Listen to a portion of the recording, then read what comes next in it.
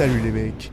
Il y a quelques semaines de cela, j'ai eu le plaisir de revoir la trilogie Spider-Man de Sam Raimi, et laissez-moi vous dire, ça a été un vrai plaisir. À la limite là, je pense que ça ne va étonner personne, puisque ces films, malgré leurs imperfections, ont un charme des plus indéniables. Ça c'est certain.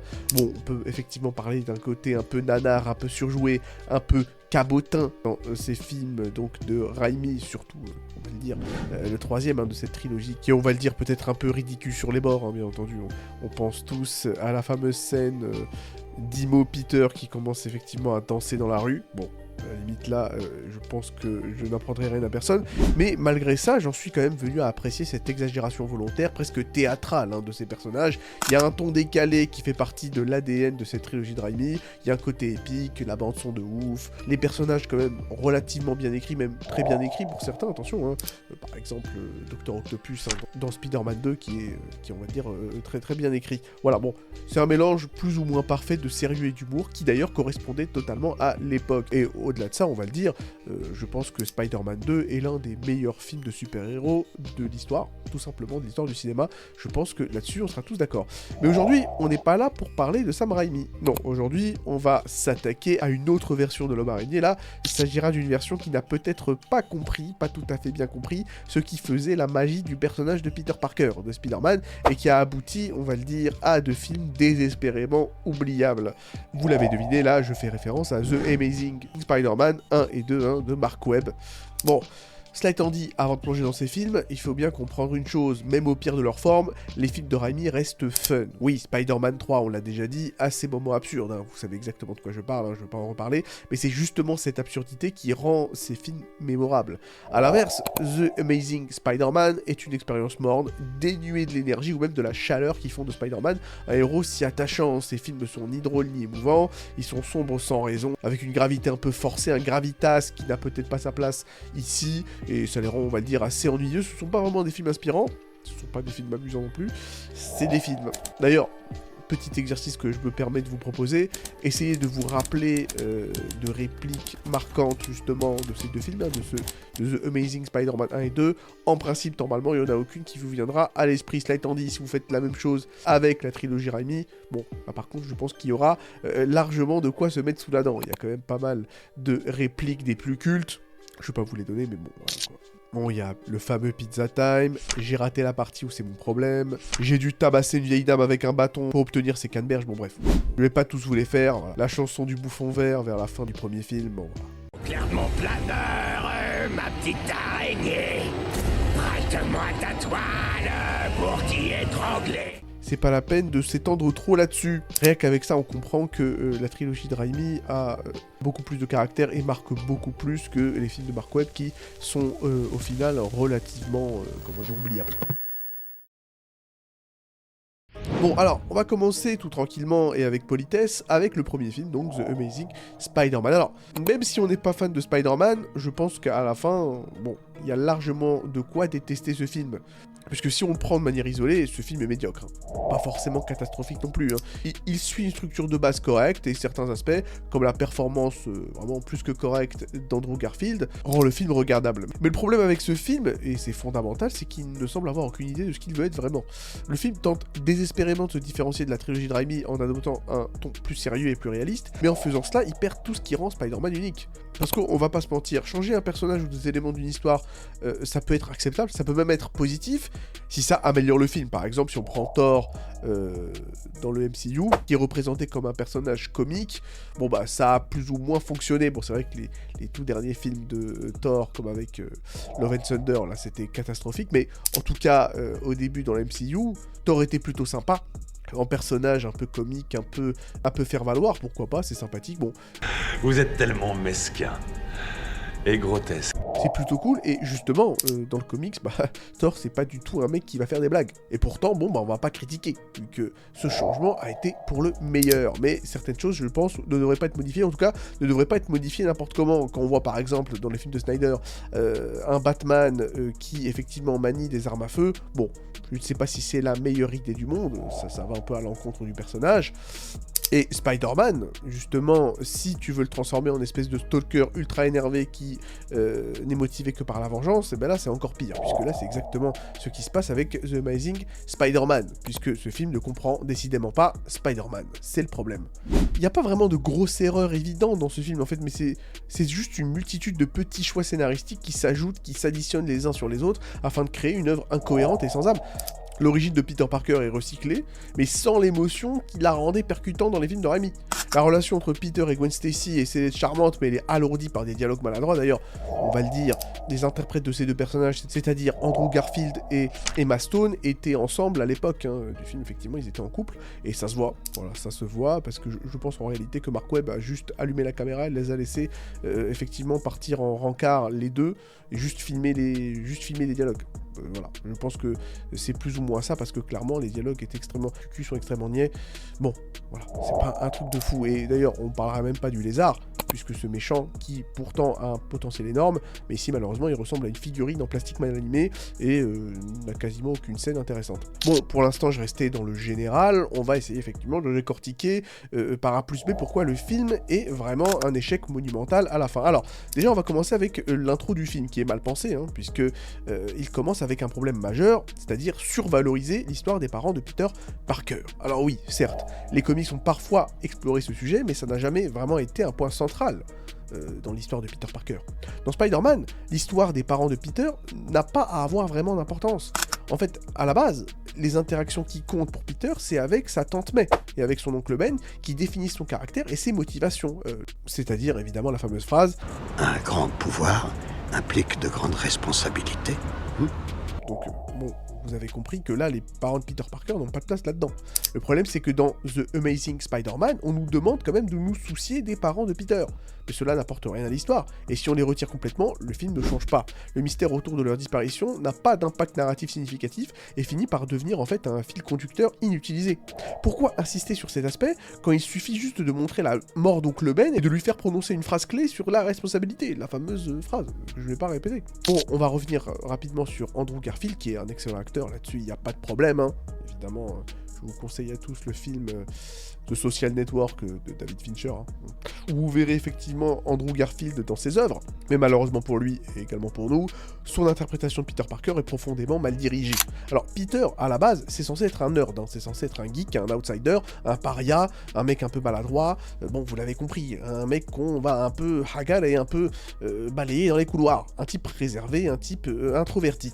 Le problème, c'est que dans ce film, notre ami Andrew Garfield incarne un Peter décidément cool, un skater un peu arrogant, un peu stylé. Bon, et malheureusement, ce Peter manque de cette vulnérabilité qui est censé effectivement rendre Peter Parker, sympathique. Et le vrai problème, c'est que Garfield joue un Peter beaucoup trop confiant et beaucoup trop charismatique pour que l'on croie son statut de marginal. Et même dans la scène où Flash Thompson intimide un autre étudiant, c'est même pas Peter qui est visé. C'est-à-dire que le film échoue à nous montrer pourquoi Peter est un paria, un aspect pourtant essentiel du personnage. En fait, on se rend compte que Andrew Garfield est bien trop beau et surtout bien trop grand pour que cette histoire, effectivement, de mec qui se fait bully soit crédible, en fait. C'est ça le problème. Au-delà de ça, on va le dire, l'origin story de Peter Parker dans ce film est incohérente et mal structurée, puisque, au début du film, encore une fois, Peter se rend à Oscorp afin d'enquêter sur le passé de son père, donc une intrigue forcée et peu engageante, on l'a déjà dit. Il se faufile dans une installation en volant l'identité d'un stagiaire, un comportement d'ailleurs qui ne correspond pas du tout à l'éthique du personnage, D'ailleurs, on voit effectivement le pauvre stagiaire se faire dégager du bâtiment Manu Militari, et tu vois effectivement Peter limite en train de se frotter les mains, c'est quand même incroyable tout de même, mais bon, admettons. Et au final, cela mène à la fameuse morsure de l'araignée dans une scène mal montée et dépourvue d'impact émotionnel. Et donc la séquence qui suit, on voit effectivement Peter découvrir ses pouvoirs dans le métro, et à la base, elle est sympa cette scène, puisqu'on voit effectivement Peter déboîter un peu tout le monde sans même le vouloir. C'est marrant, c'est sympathique, ok. Le problème, c'est que le montage, l'editing de cette séquence est horrible. C'est-à-dire que chaque coup de poing et effectivement chaque coup porté est accompagné d'un écran noir, ça cut toutes les demi-secondes, c'est, on va le dire, assez psychédélique psychédélique. Voilà, je pense que j'ai plus ou moins vomi 40 fois durant cette séquence qui ne dépasse pourtant pas 3 minutes. Voilà, c'est quand même compliqué, ça donne l'impression d'un montage des plus bâclés. On sent effectivement qu'il y a eu 3 monteurs dans ce film, mais bon, là je sais pas, ils se sont bagarrés dans cette scène, j'ai pas compris. Voilà, il y a 40 cuts par seconde, c'est juste imbuvable. Ensuite, j'en ai déjà un peu parlé, voilà, l'une des pires décisions de ce film, c'est de motiver Peter à devenir Spider-Man par vengeance. Parce que après la mort d'Oncle Ben, dans une scène confuse et ultra mal écrite, on voit effectivement Oncle Ben essayer de se jeter sur le pistolet d'un criminel qui avait laissé tomber son pistolet par terre, alors que l'oncle Ben n'avait absolument pas à faire ce qu'il a fait, quoi. Il aurait très bien pu se barrer ou appeler la police ou juste ne rien faire, il serait resté vivant, quoi. Ça n'a aucun sens, il a protégé personne, là, l'oncle Ben. Enfin, bref, il est mort comme une merde et pour rien. Et à la fin, Peter enfile le costume pour chasser le meurtrier de son oncle et pas pour protéger les innocents. Le costume lui-même, d'ailleurs, est conçu pour éviter qu'il ne soit reconnu par les criminels qui l'agressent, ce qui va à l'encontre de tout ce que Spider-Man est censé représenter. Là, il ne devient pas un héros parce qu'il veut faire le bien. Apparemment, c'est quand même censé être, la pierre angulaire de ce que Spider-Man est censé représenter. Non, il fait ça parce qu'il cherche à satisfaire un profond désir de revanche. Bon, on va le dire, ça détruit le cœur même du personnage de Peter Parker. Et ça rend difficile, effectivement, pour nous de sympathiser avec lui. Parce que à la limite, vous me connaissez, moi j'aime bien, ce qu'on appelle les vilaines protagonistes, c'est-à-dire les protagonistes méchants. Et à la limite, moi, montrer un Evil Spider-Man, un Spider-Man trop dark, moi, évidemment que je monte dans le train tout de suite, je signe, hein, bien sûr. Mais le problème, c'est qu'en fait, le film nous montre un Spider-Man qui, on va le dire, extrêmement, discutable moralement parlant, veut nous le vendre comme si c'était quelqu'un de totalement moral. Alors que si tu vois le film et ses actions, tu dis, mais en fait, c'est un enfoiré, ce mec. C'est un criminel en puissance. Voilà. C'est un mec qu'il faut arrêter dans les plus brefs délais. Sauf que le film te montre effectivement un criminel en puissance, mais te dit que c'est un héros. Bah non, en fait. Si tu le montres comme un criminel en puissance, bah il faut que le film le considère comme un criminel en puissance. Voilà, ça aurait été sympa. Malheureusement, ce n'est pas le cas. Au-delà de ça, la relation entre Peter et Gwen Stacy, d'ailleurs j'en ai déjà un peu parlé, Gwen Stacy interprétée par Emma Stone, est souvent considérée comme un point positif du film. Mais pas pour moi, désolé, je l'ai déjà dit. Pour moi, ces scènes sont surchargées de dialogues improvisés et de moments forcés. Et en ce qui me concerne, ça ne renforce pas leur alchimie, puisque ces interactions s'étirent inutilement et ralentissent le rythme du film. Voilà, je ne m'excuserai pas pour mon avis. Et en plus de tout ça, j'en ai déjà un peu parlé, le méchant du film est, on va le dire, des plus ridicules, et il a un plan aussi risible. Donc là, il s'agira effectivement du Dr Connors, alias le lézard, qui est censé être un antagoniste complexe, en tout cas dans les comics, malheureusement. Voilà, en termes de design, je pense qu'il a été inspiré du design des Goombas du film de Super Mario Bros. Je pense qu'on peut le dire. D'ailleurs, son plan, j'ai dit qu'il était risible, et il est très risible, puisque, justement, le plan machiavélique de notre ami le lézard, c'est de transformer toute la population de New York en lézard. Voilà, effectivement, vous m'avez bien entendu, ce concept est bien évidemment tellement absurde qu'il est difficile de le prendre au sérieux, puisqu'un bon méchant doit avoir quand même une motivation crédible et personnelle, pas un projet digne d'un dessin animé du samedi matin. Voilà, c'est un peu complexe. Et d'ailleurs, le film ne parvient jamais vraiment à donner un arc narratif convaincant à Peter Parker. Il commence comme étant arrogant et impulsif, et il finit arrogant et impulsif. Il n'y a pas vraiment d'arc de personnage. Et même la mort du capitaine Stacy, donc le père de Gwen Stacy, policier de son état, qui aurait dû être un moment émotionnel clé, est éclipsé par le fait que Peter ignore presque immédiatement ses dernières volontés, puisque le capitaine Stacy a demandé à Peter Parker de ne pas fréquenter sa fille. Malheureusement pour lui, Peter ignora totalement ses dernières volontés. Et d'ailleurs, on le verra dans Amazing Spider-Man 2 qu'il aurait dû écouter les conseils du capitaine Stacy. Bref, vous avez compris que ce film n'est pas incroyable. C'est pas forcément une méga bouse non plus, mais c'est un film qui n'a pas vraiment d'intérêt, qui est plutôt fade. Voilà. D'autant plus que le message central de Spider-Man en général, vous le savez, c'est un grand pouvoir implique de grandes responsabilités. Ce message, il semble complètement absent dans ce film. Ce Spider-Man, incarné par notre ami Andrew Garfield, n'apprend jamais vraiment à être un héros, ce qui rend le film incroyablement frustrant pour les fans du personnage de Peter Parker, alias Spider-Man. Et d'ailleurs, en parlant de frustration, on va parler de The Amazing Spider-Man 2, qui est un désastre cinématographique, n'ayons pas peur des mots. Donc, alors, The Amazing Spider-Man 2 s'ouvre sur une scène, on va le dire, des plus rocambolesques, où les parents de Peter Parker, encore eux, parce qu'apparemment, on est censé s'intéresser à ces personnages, on va le dire, des plus obscurs, dont on s'en bat complètement les couilles, vous me permettrez l'expression, donc les parents de Peter Parker qui tentent d'échapper à un assassin dans un jet privé. Non seulement cette scène n'a rien d'un film de Spider-Man, on se croirait effectivement dans un film de James Bond, mais en plus, et je le répète, Le film essaie encore une fois de donner une importance démesurée aux parents de Peter, en faisant de son père l'inventeur des araignées génétiquement modifiées. D'ailleurs, c'est complètement lunaire, parce que cela va totalement à l'encontre de l'essence même de Spider-Man de Peter Parker. À la base, Peter Parker, c'est un héros censé représenter le hasard et l'universalité. Spider-Man aurait pu être n'importe qui. Lorsque Peter Parker se fait mordre par l'araignée radioactive, ça aurait pu tomber sur n'importe qui, tomber sur Peter. Mais si maintenant, finalement, on nous apprend un peu, dans une espèce de retcon un peu dégueulasse, qu'en fait, Peter avait été destiné depuis le début à recevoir ses pouvoirs exclusifs d'homme araignée, bah, cette idée fondamentale est donc détruite. Bon, on va pas passer par 4 chemins, ce film est complètement... il est éclaté au sol, si vous me permettez l'expression. Déjà, on va dire que ce film est un mélange incohérent de sous-intrigues. On va le dire, puisqu'il souffre du même problème que Spider-Man 3, sauf qu'il n'a pas son charme, c'est-à-dire trop de sous-intrigues qui ne se complètent pas vraiment et qui se disputent l'attention du spectateur, puisqu'on jongle entre eux, et attention, on va falloir me suivre. D'abord la sous-intrigue de Peter et ses parents, une quête inutile qui d'ailleurs n'aboutit à rien. Harry Osborn et sa maladie génétique qui sort de nulle part. Pourquoi Spider-Man d'ailleurs est censé être sa solution miracle? On ne sait pas, parce que Harry Osborn, effectivement, souffre d'une maladie génétique, et apparemment, la seule façon de ne pas mourir pour lui, ce serait de s'injecter le sang de Spider-Man. Pourquoi? On ne sait pas, et on s'en fout. Autre sous-intrigue, c'est celle de Electro, un méchant des plus caricaturales, dont l'histoire est une suite de clichés absurdes. Et chaque intrigue semble être totalement déconnectée des autres, rendant le film chaotique et difficile à suivre. Commençons par le commencement, parce que clairement, il y a beaucoup de choses à dire sur ce film. Déjà, dès le début, tu comprends que, voilà, il y a une couille dans le pâté, si vous me le permettez. Parce que là, dans l'intro, qui est totalement... c'est même pas lunaire, c'est une intro martienne. Puisqu'on voit Spider-Man pour chasser le rhino qui défonce, il me semble, Manhattan à un coup de camion. Mais effectivement, on voit Spider-Man préférer plaisanter et se moquer de notre ami le rhino au lieu de l'arrêter. Et donc il laisse des civils mourir dans le chaos perpétré par le rhino. Voilà.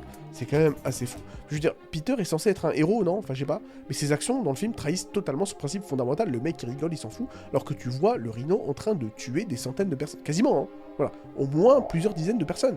C'est quand même fou. De plus, son comportement envers Harry est inexplicable.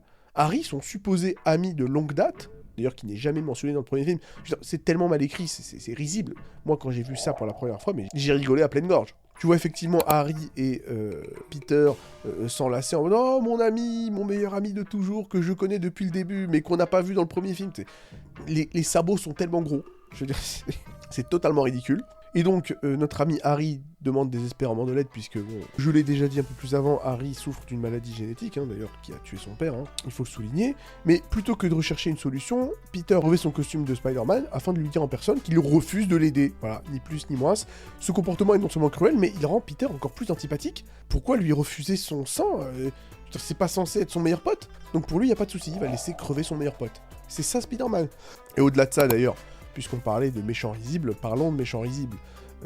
Electro, interprété par Jamie Foxx, est probablement l'un des pires méchants de l'histoire des adaptations de comics. Son origine est ridicule, il tombe d'ailleurs dans un réservoir d'anguilles électriques, et le détail des anguilles d'ailleurs réparant son écartement dentaire est inutilement absurde. J'ai vraiment jamais compris ça, je veux dire, c'est quoi le délire? Faudrait d'ailleurs balancer Roth dans cette cuve, hein, ça lui serait utile. Bref, ce personnage est complètement incompréhensible, il y a une espèce d'obsession maladive envers Spider-Man qui est mal écrite et difficile à prendre au sérieux. C'est-à-dire qu'au début, il a une espèce de relation quasiment schizophrène, un peu parasociale avec Spider-Man, puisqu'il se parle tout seul, comme s'il parlait à Spider-Man, comme s'il était son pote. Et lorsqu'il devient Electro, il ne supporte pas effectivement que Spider-Man soit sur les feux de la rampe au lieu de lui-même. Donc ça le pousse à vouloir le tuer, bref. C'est complètement n'importe quoi, c'est difficile à suivre. Et Harry Osborn, on en a déjà parlé, passe de gosse de riche en colère à le bouffon vert, bien sûr, en une transition éclair complètement bâclée. D'ailleurs, il a une apparence de crackhead, son design est dégueulasse. D'ailleurs, quand il apparaît, t'as l'impression que même Peter, il est déçu, quoi. Il dit, qu'est-ce que c'est que ce schlag? Bref, c'est totalement ridicule. Sa transformation n'a aucun point émotionnel, et sa rivalité avec Peter est vraiment mal construite. D'ailleurs, le combat dure même pas une minute. Et d'ailleurs, en parlant de combat, c'est à l'issue de ce combat que Gwen Stacy trouvera la mort. Et c'est un gâchis monumental, puisque la mort de Gwen Stacy est l'un des moments les plus marquants de l'histoire des comics.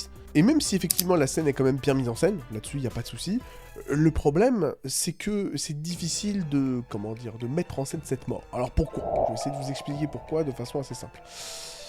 La mort de Gwen Stacy dans les comics c'était quand même quelque chose d'important, parce qu'à l'époque, il y avait quand même pas mal de règles tacites.